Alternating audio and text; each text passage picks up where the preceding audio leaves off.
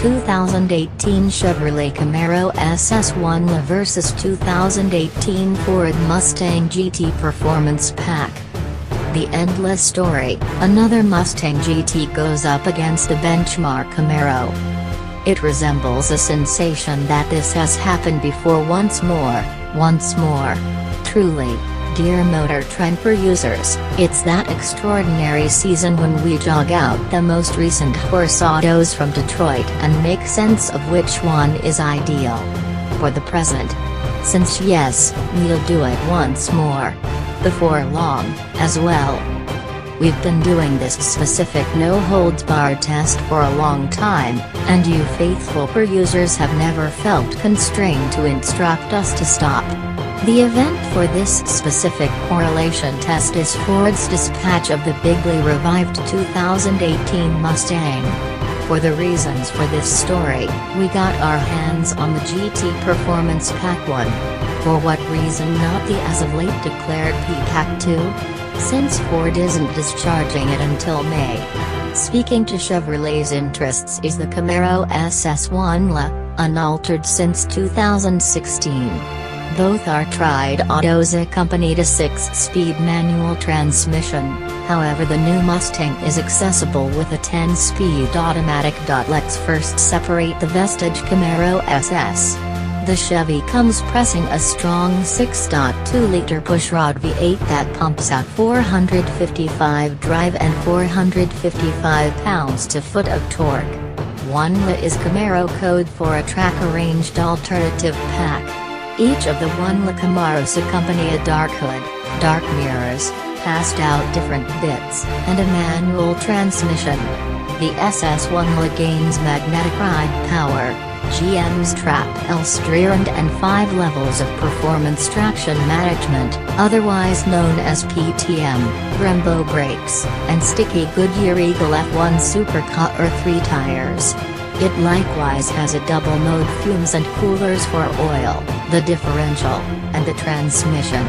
Our auto accompanied the discretionary Recaro seats and performance data recorder, a clever inherent camera framework to enable you to chip away at your lap times.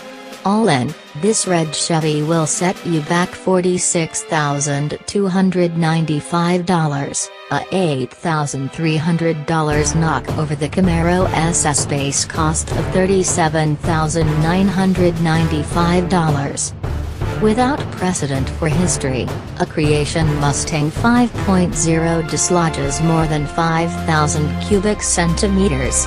The old Coyote V8 dislodged 4,951 solid shapes. Passage performance changed out the chamber liners, utilizing a similar plasma exchanged wire curve process as the GT Supercar. Thusly, the drag is presently 93 mm, up about a millimeter, and aggregate removal is 5,038 cc. Since the drag is bigger, the valves can be, and are, bigger. The barrel heads are new, similar to the camshafts, the crankshaft, and the bar direction. This new motor likewise revs 500 revolutions per minute higher to 7,500 revolutions per minute. The 2018 Coyote motor gives both port and direct infusion, and on account of the cooling impact of DI, the pressure proportion is currently a generally grandiose 12:1. As you've most likely speculated at this point, control is up, going from 435 to 460 pull, 5 horsepower more than Chevy. Torque additionally is up by 20 pounds-to-foot to 420 pounds-to-foot, however 35 not as much as Chevy. The 6-speed manual gains new riggings, advanced for the motor's more advantageous yield. The 2018 Mustang additionally gets refreshed and, as per my Instagram adherents, polarizing new sheet metal. Passage's choice to take the Mustang worldwide implies that the auto is liable to Europe's prohibitive Walker security controls, which regularly adversely affect outline. That is why the headlights are so little while the hood is so bulbous. The coolest change to me is the huge 12.4-inch instrument board.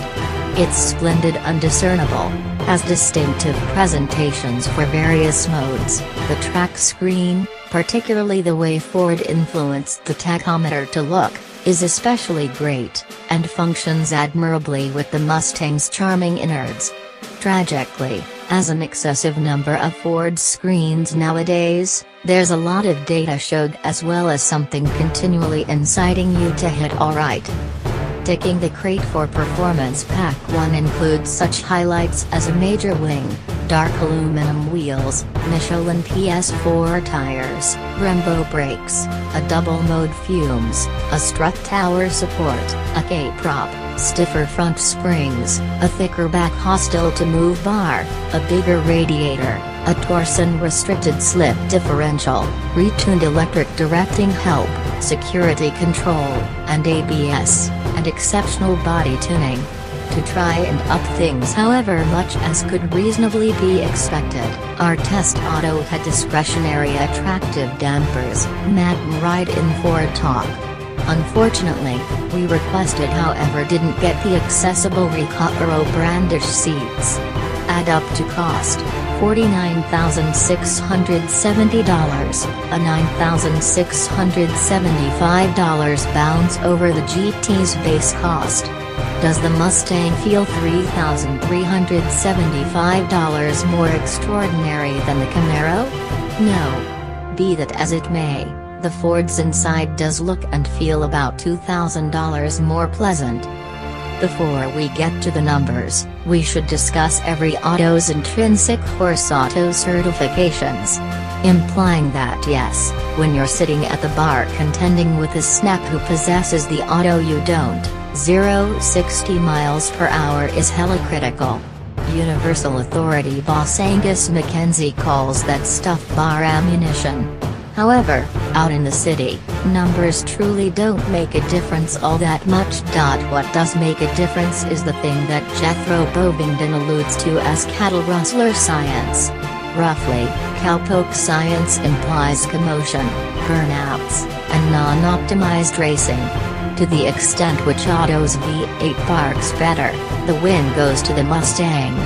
The two horses have two-mode debilitates and 8 cylinders stirring ceaselessly on a crankshaft, however the higher revving Ford makes considerably sweeter music.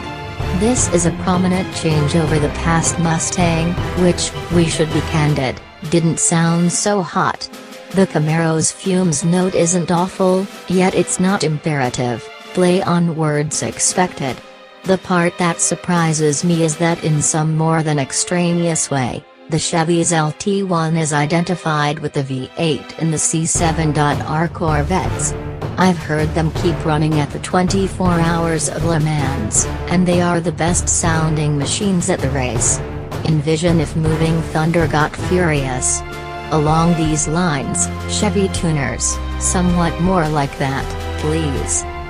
With respect to burnouts, the orange Ford truly, metaphorically, and every other way smoked the Chevy.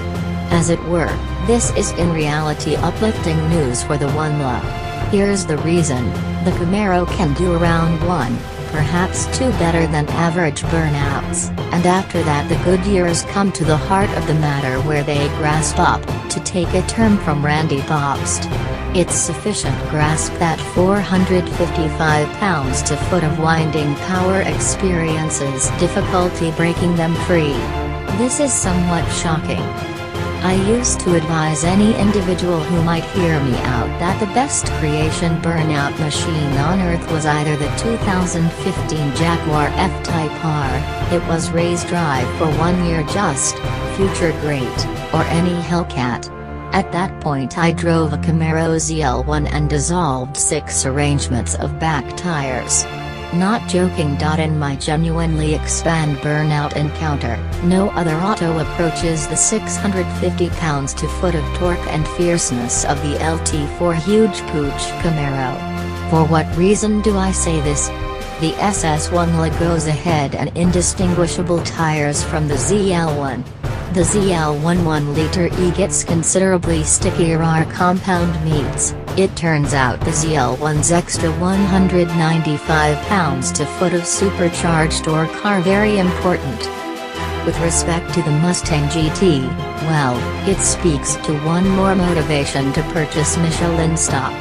The Ford is substance to simply sit and cook them. I should say that albeit the two autos accompany line bolt, a component that incapacitates the back brakes to take into account simpler burnouts, I'm both fretful and not very brilliant. I couldn't get line bolt to work, and after 2 endeavors I quit attempting. That brings us to non-optimized racing, a term I made up. Essentially it implies leaving things, for example, GPS following rigging and institutionalized estimations, like, say, separate, out of the condition and simply observing which auto goes quicker. To make sense of this, Jethro and I took off to El Mirage, a dry lake bed close Edwards Air Force Base. It was instrumental in the introduction of both hot rodding and